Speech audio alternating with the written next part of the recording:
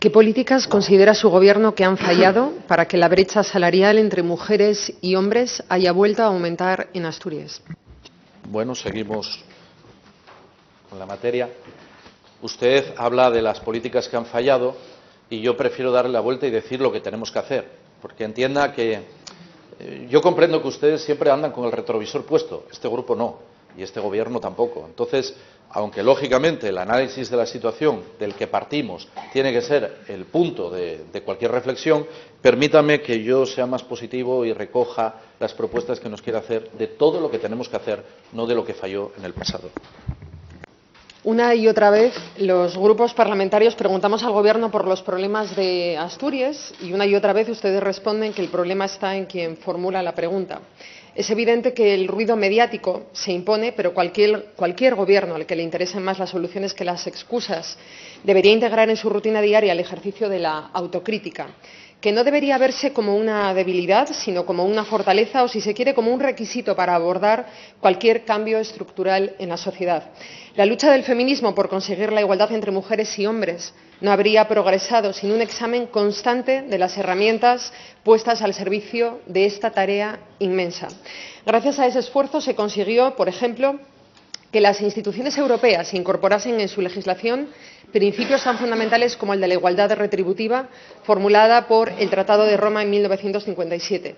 Y a pesar de que estamos muy lejos de dar cumplimiento a ese principio, la lucha de millones de mujeres en todo el mundo obliga a que las instituciones y los medios sigan teniendo en su agenda un requisito tan básico como la no discriminación salarial. ¿Qué es lo que está fallando para que 63 años después el propio Parlamento Europeo reconozca que solo se han logrado avances marginales? ¿Qué se ha hecho mal para que Asturias lidere la brecha salarial que alcanza el 30,24%? ¿Por qué la brecha salarial, que retrocede o crece muy ligeramente en el resto de comunidades autónomas, ha aumentado casi un punto en Asturias en el último año? Quizá ponerle cifras, y algunas ya se han dado, a esta desigualdad ayuda a visualizar la magnitud del problema. Las mujeres cobran, según el último informe publicado por UGT sobre brecha salarial, 8.422 euros menos de media, mientras que el salario de los hombres asturianos aumentó 838 euros frente a los 348 de las mujeres. No estamos hablando, por tanto, de una situación de desigualdad heredada del pasado, que se va corrigiendo poco a poco, sino de una condición estructural que se perpetúa pese a la creciente conciencia social al respecto. No estamos hablando de una coyuntura sobre la que se podría actuar a partir del análisis concreto, sino de una desigualdad crónica que demuestra que las medidas aplicadas hasta ahora han fallado. Quizá no completamente, quizá el problema no sean tanto las medidas como los límites que se encuentran, o quizá directamente porque no se han aplicado ni siquiera las medidas legalmente exigibles. Al respecto teníamos algunas sospechas y algunas certezas. Y un dato: ¿cómo es posible que apenas se firmen el 14% de los planes de igualdad que deberían tener en Asturias las empresas de más de 250 trabajadores y, a partir de este 7 de marzo, de 150 trabajadores? Hace apenas unos días el secretario general de UGT Asturias decía que si la brecha ha aumentado es porque no se están tomando medidas. La evidencia de que la brecha entre mujeres y hombres aumenta debería hacernos convenir en que algo se está haciendo mal. Si nos atrevemos a hacer autocrítica, quizá podríamos ir un paso más allá para iluminar ámbitos que tradicionalmente las políticas públicas han dejado de lado o han invisibilizado. Pienso en los cuidados y en el trabajo doméstico. El concepto de brecha salarial de género no es ajeno a las circunstancias sociales, que nunca podrán ser idénticas, y difícilmente podrá combatirse si no se afronta el hecho de que las mujeres asumen una carga de trabajo doméstico y de cuidados de menores, mayores o personas enfermas muy superior al que asumen los hombres.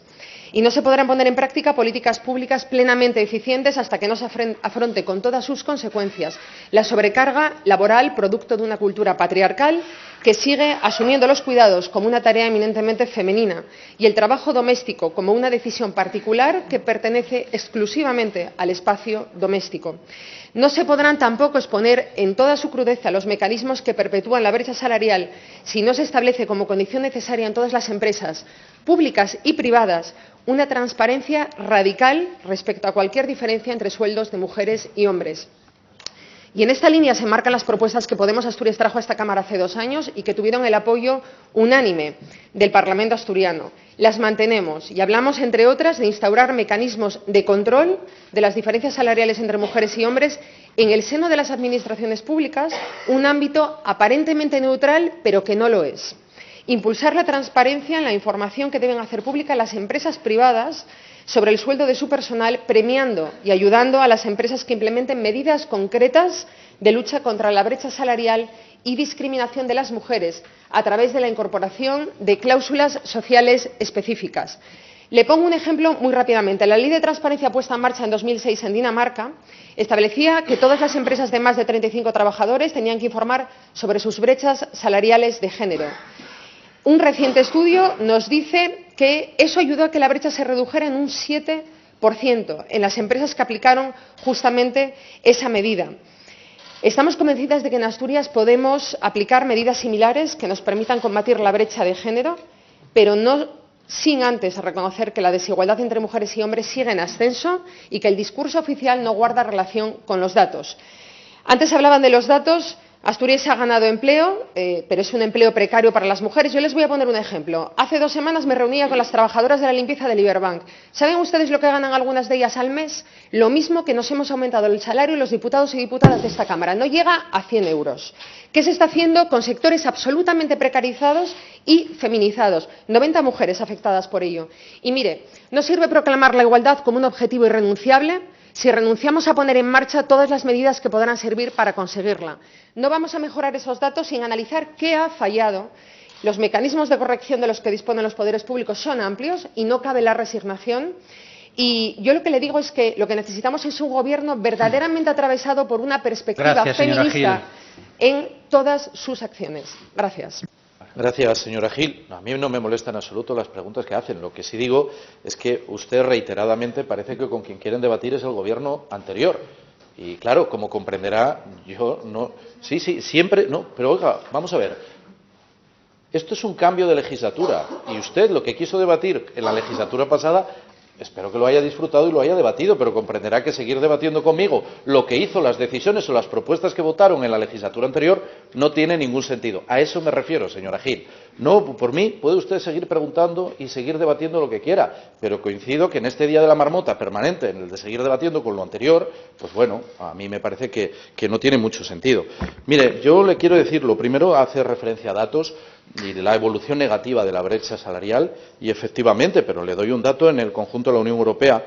En el año 16 se decía, por ejemplo, que la brecha en el conjunto de la Unión tardaría 80 años en eliminarse. En el año 18, el propio Foro de Davos fijó que la brecha salarial tardaría 180 años en eliminarse. Lo elevaba, ¿no? Es una cuestión que quiero decir como problema que yo reconozco, que no niego, porque también lo conozco, que es un problema que está afectando al conjunto de la sociedad, no solo en este caso Asturias, porque con esto de que ustedes muchas veces defienden la insularidad, y entiéndame la broma, da la sensación de que creen que todos los males están aquí y no los hay, y no hay este problema fuera. Pero mire, antes hacía referencia a determinadas cuestiones que tienen que cambiar con el acceso de la mujer a determinados sectores que hoy se les niega. Mire, acaba de conocerse también un dato, un informe en el que dice que el número de ejecutivas, ¿no?, en las grandes empresas o en las empresas más importantes, en Asturias el porcentaje de mujeres es mayor que la media nacional. Sí, pero el problema no es ese, es un 25% frente a un 75% que siguen siendo hombres. Es decir, la brecha sigue existiendo. Medidas concretas que quiero poner en valor y que está trabajando, insisto, la Dirección General de Igualdad, que no es una Dirección General María, que es una Dirección General que tiene políticas transversales y que tiene al frente a una de las mujeres más comprometidas en la lucha por la igualdad entre mujeres y hombres, que yo creo que nadie negará por su propia trayectoria. Pues mire, le doy algunas propuestas, algunos de los temas en los que estamos trabajando, que creo que tienen interés.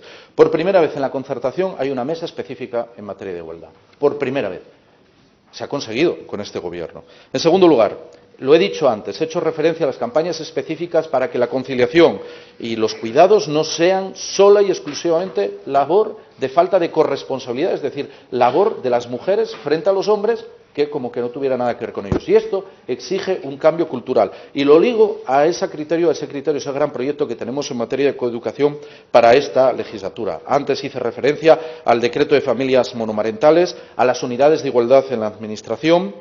En este caso, también quiero anunciarles que es nuestro interés reestructurar la Escuela de Empresarias y Emprendedoras. Es una propuesta de la Directora General de Igualdad para transformarla en un centro de innovación y economía en igualdad que dé formación precisamente a los agentes que tienen que ver con el empleo, la formación y el apoyo a las emprendedoras, dándole unos objetivos mucho más amplios que la propia escuela.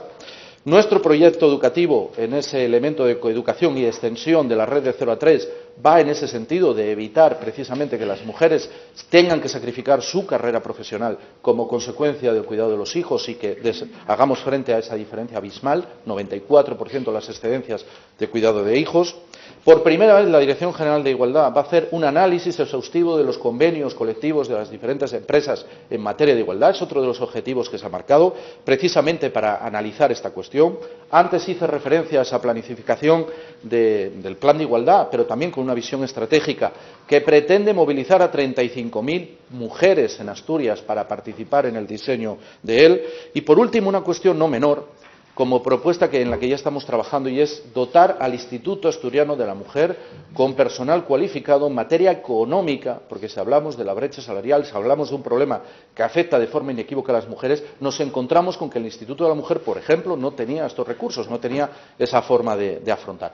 Nosotros entendemos, y lo hemos dicho, que la mejor manera de que la política de igualdad sea entendida como una política clave en el conjunto de autonomía es que la Dirección General de Igualdad tenga en este sentido capacidad suficiente de autonomía, de transversalidad, de aplicación de propuestas, de gestión con el conjunto de las consejerías y que responda directamente o forme parte directamente del organigrama de la Presidencia del Principado, lo que le da una libertad de acción que no tendría vinculándolo a cualquier otra consejería. Así que, desde luego, yo lo que le quiero garantizar, y a esto me refería, señora Gil, que yo pienso siempre en el futuro. Yo estoy siempre viendo las soluciones que hay que afrontar en el futuro, teniendo en cuenta los problemas presentes, pero que por mí no hay ningún problema. Si quiere seguir debatiendo sobre el trabajo del gobierno anterior, yo siempre me gusta decir que los gobiernos anteriores cesan, en este caso, cuando hay unas nuevas elecciones y se constituye el nuevo. Así que, desde luego, las propuestas que usted nos haga al actual gobierno, se lo aseguro, en materia de brecha digital, de brecha salarial, y en materia de igualdad, van a ser siempre bien recibidas, créanme, siempre.